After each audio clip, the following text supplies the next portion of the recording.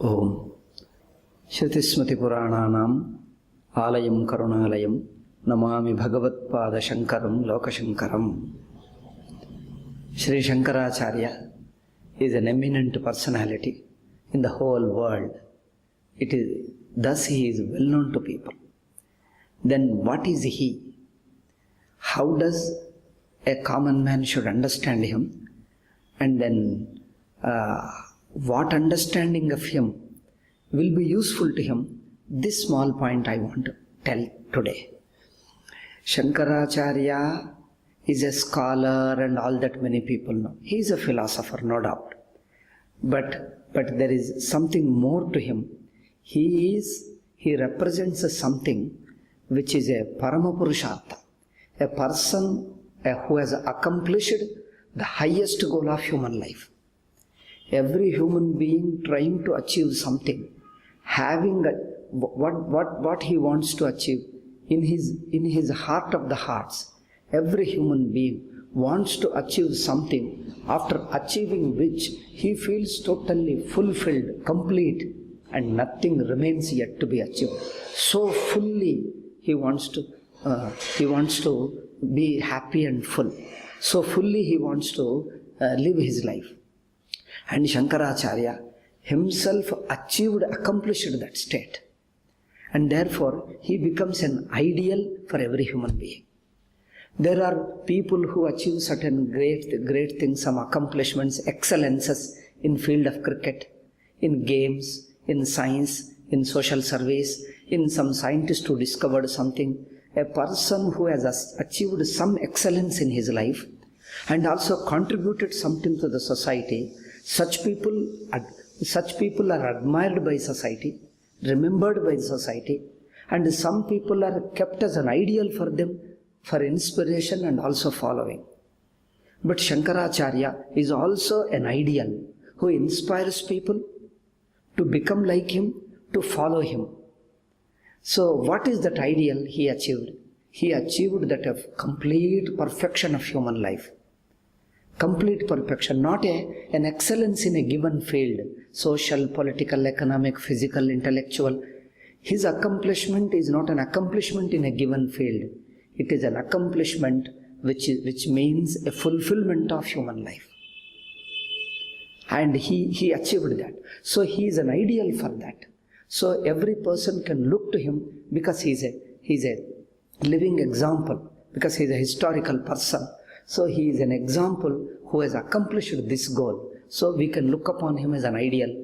And he told clearly, what I have achieved is nothing new, nothing special, which everybody is capable of achieving. If you take interest in following all the method, everybody can achieve it. And he told that it is so natural and for everybody. So that way he gave a hope to everybody that what he has achieved, everybody also can achieve and should achieve and must achieve. And it is easy to achieve. So he achieved that. So that way he becomes an example for us, an ideal for us. He is an ideal for us first. And he becomes an example to achieve that state. He has set an example. His life is a simple detachment. Detachment means he is not attached to any particular group of people, any society, any particular faculty. He is not attached to any. He represents no particular faculty. Represents no particular group of a society. He represents the whole humanity, whole world, whole cosmos.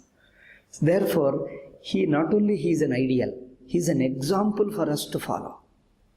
He is an example. So he set his life as an example. Third thing is his teaching.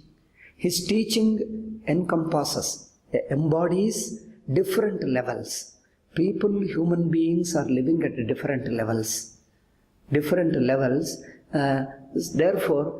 his teaching is relevant to all levels of people. People start from different standpoints, different starting points.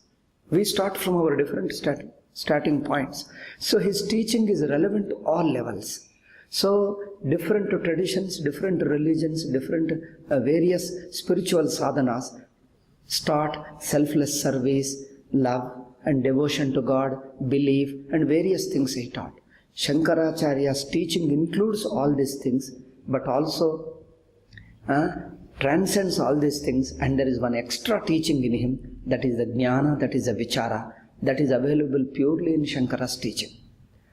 So that is a vichara, is an observation, a creative research, a self-observation, which helps you to understand the truth of the universe and truth of yourself. His teaching is the truth of the universe and truth of oneself is one non-dual entity, which is a self-existing one. So this is his teaching, and he taught that, and he derived this teaching from the Upanishads. Upanishads is the culmination of the Veda, the final portion of the Veda, which is the culmination of the Veda, and to that culmination, to a great credit to him, he explained it in such a beautiful, simpler way, which anybody can appreciate. Though it is a philosophy, but in his hand, it looks as a simple, understandable life principle. He doesn't make it a too complicated subject. And he taught in such a way to his disciples that they themselves become enlightened and also continued the tradition. So whoever wants to understand this Shankara's teaching and wants to follow it and fulfill their life can approach the Shankara's tradition. And even now, such great people are available all over the world and mainly in India. You approach them, they will definitely tell you what is Shankara and how to learn, how to understand, and also make our life full and complete. This is a right, I feel, a simple understanding of Shankara, which is relevant and also which everybody needs these days.